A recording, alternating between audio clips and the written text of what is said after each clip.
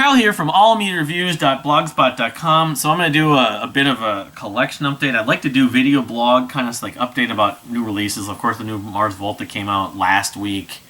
And I'm excited for Major Parkinson, but I'm just going to show some of the collection. So I got my CD for King's X's new album. I'm going to be talking about this CD in a couple months when I finally finish the King's X series.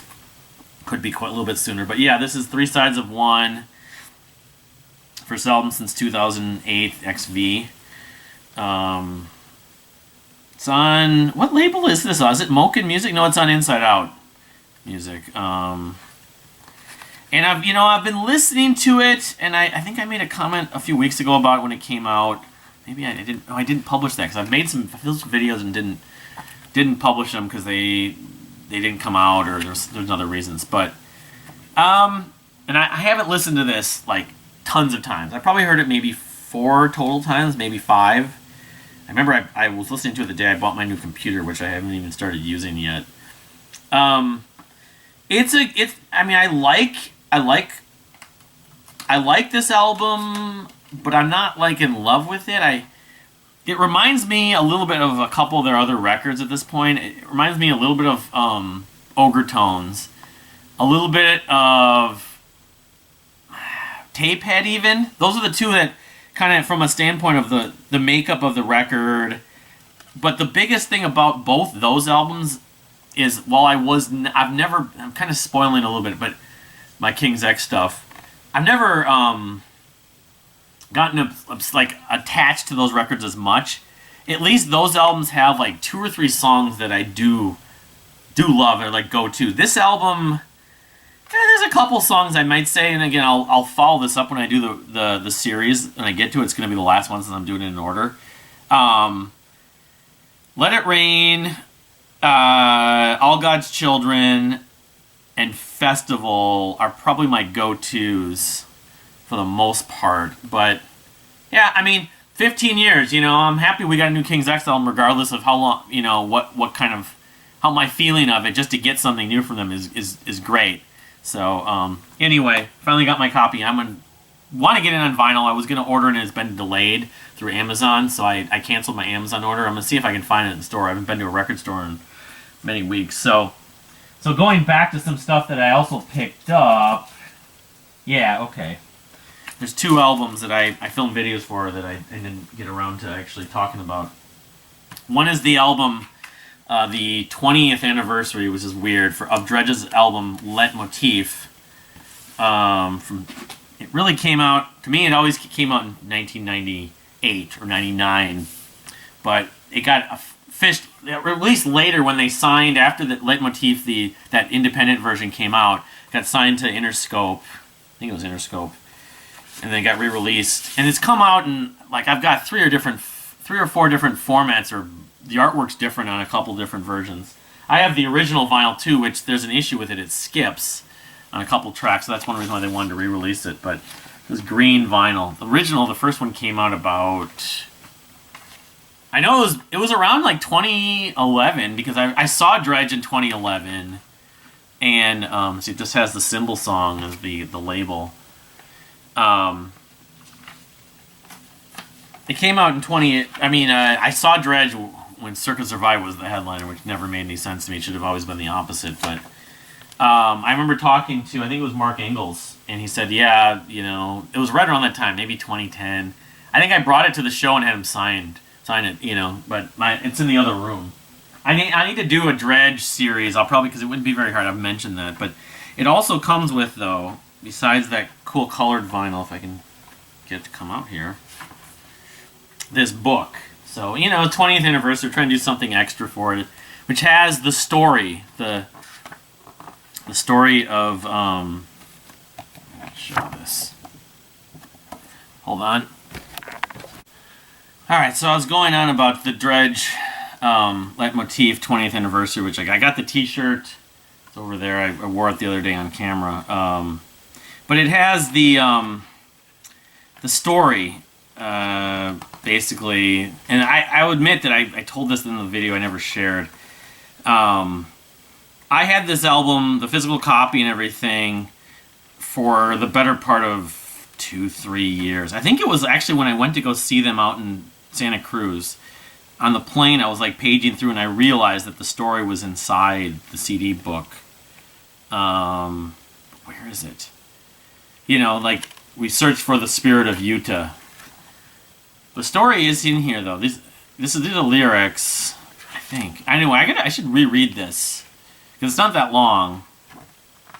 But yeah, it's a great book for a debut album too. I mean, you know, but that was the whole thing with Dredg. They formed in it was like they in high school, like early '90s, and they were kind of like a rap rock band or a rapcore band, I guess, you know, and the hardcore part of their sound. But then they morphed, and you know, their first album was pretty original sounding. Their stuff that was before that wasn't necessarily as, but yeah, I mean, I guess if you got the Dredg Leitmotif anniversary, what's your thoughts about it? You know, it was November last year I pre-ordered it.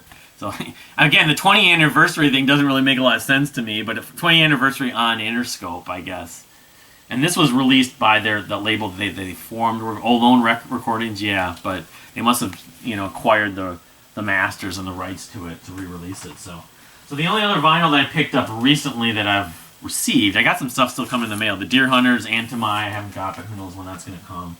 A couple others I want to get. There's Esperanza Spalding. I saw on Discogs that album I've wanted. The Emily D Plus Evolution is available. So there's some stuff that I'm probably still going to end up getting, but you know, gotta think about budget, of course. But this release, this is the last thing. This is a Kevin Gilbert related release. This is No 2, N-O space T-W-O. And it's two guys. It was released on A&M Records in the late 80s. Robert Ferris, who's a friend and original member in effect of Giraffe, and this gentleman named Chris Kello. But Kevin produced this album, and he plays on it, but he doesn't sing. But I was looking at the membership, and it's almost entirely members of Giraffe. So this is, I kind of have the feeling that this album is almost like, in a way, like the lost third Giraffe album. It came out in '89, like the same year that The View from Here came out, and this is a promo. I want to get this on CD because I'm not using my turntable, of course. Still, I'm just collecting these for posterity and collector's sake as a fan. But I mean, some of the songs are on, like 3 or 4 of them are on YouTube. It's not. I mean, it's like the Lost Giraffe album, but it's not stylistically necessarily like Giraffe. But I said Robert Ferris wrote Because of You, I believe, or co-wrote it.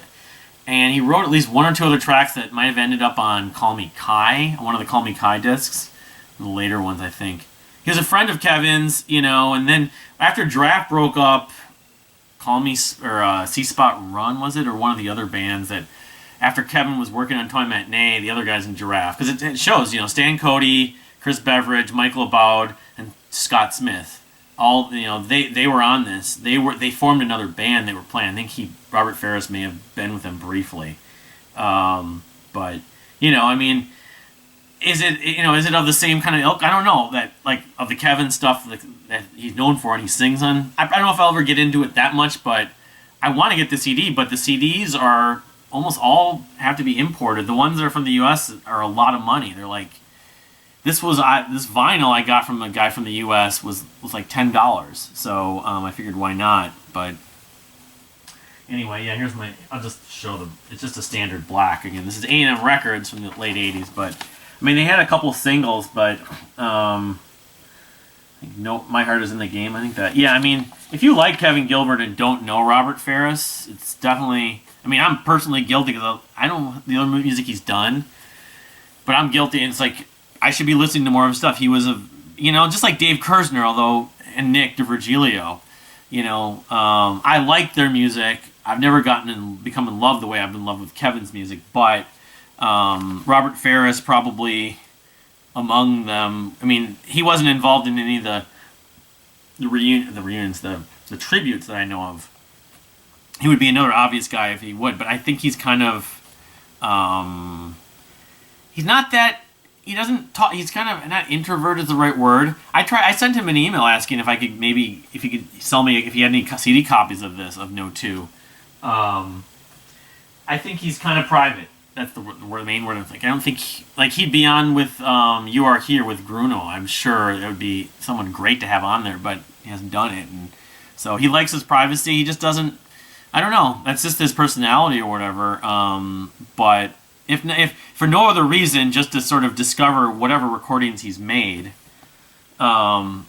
As a Kevin Gilbert fan, I kind of owe it to myself. Now, sometimes it just doesn't work. Like the fact that I'm not that into a lot of Nick DiVergilio and Dave Kurz's work as a whole. I mean, I like it, but I don't love it.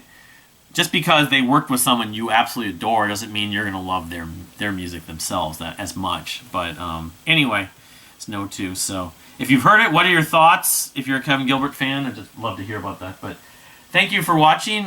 Please subscribe if you haven't subscribed. We'll see you next time.